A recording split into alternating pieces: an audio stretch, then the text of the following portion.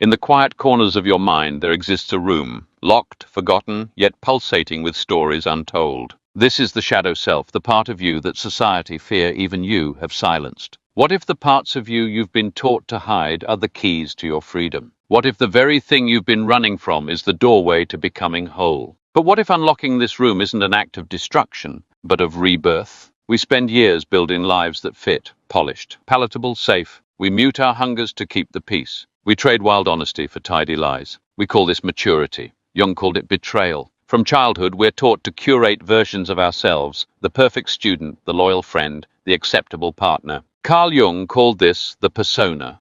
But beneath this mask lies a reservoir of emotions and desires deemed too much, too messy, too real. We trade authenticity for approval, silencing instincts to fit into roles that shrink our souls. The cost? A life half-lived, where joy feels fleeting and connections lack depth. You think you're protecting yourself by locking away your chaos, your cravings, the parts that don't fit the script. But the self you exile doesn't disappear. It festers, it whispers, it rearranges itself into anxiety, shame, restless voids that no amount of validation can fill. This isn't spirituality, it's soul amputation, the shadow's invitation. The shadow isn't a monster, it's your disowned brilliance. Your darkness isn't a flaw, it's an untouched power. The anger you swallowed, the creativity you dismissed, the love you deemed unworthy. The desires you've labeled too much, too messy, too dangerous, they're not distractions, they're homing signals. And they will keep haunting you until you turn and say, I see you, let's talk. The fire of reclamation. Integration isn't a spa day, it's a storm.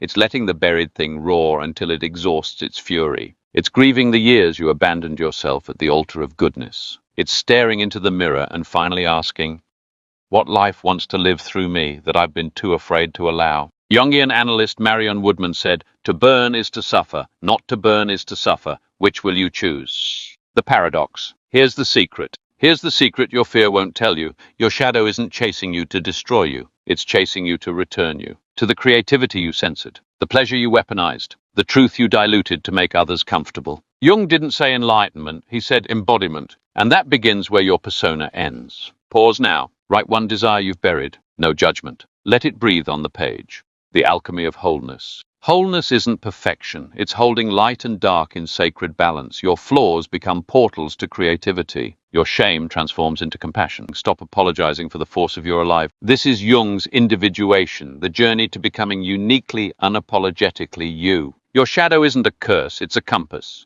Today, choose curiosity over fear. Open the locked room. For as Jung said, until you make the unconscious conscious, it will direct your life, and you will call it fate. Comment below, I am ready. Then step into the storm and rise.